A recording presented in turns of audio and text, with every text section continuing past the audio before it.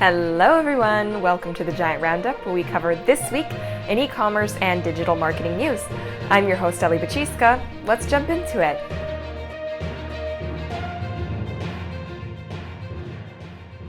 School is almost back in session. Bad news for students, but good news for online retailers.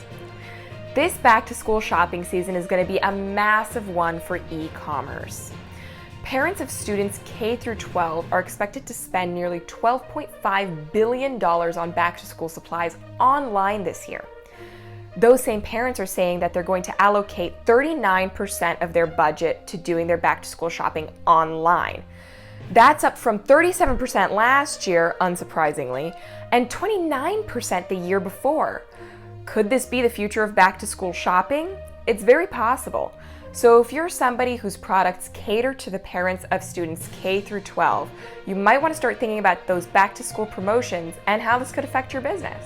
If you've been staying up to date on the latest Google algorithm updates, you know that core web vitals have become a major ranking signal in recent months.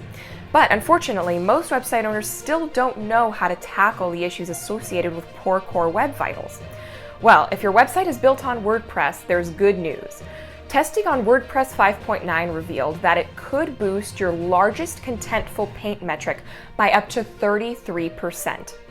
Largest contentful paint refers to the amount of time it takes for the largest element on your website or web page to load, and the amount of time it takes for a user to finally be able to interact with it.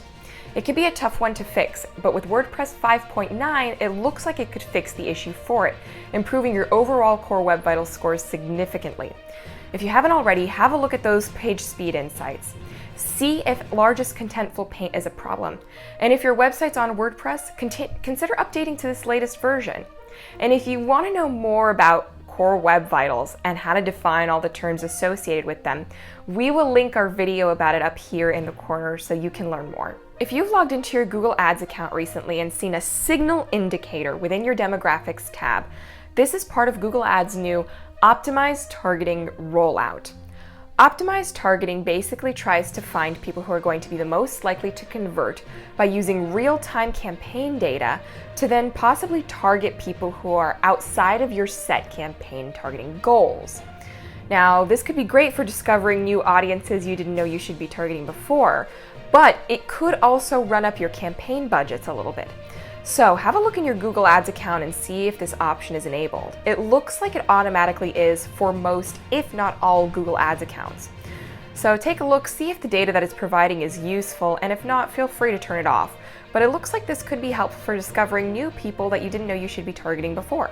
Well, that's it for this week, guys. A bit of a reprieve from the Google craziness of recent weeks, but still a few things to keep your eyes on.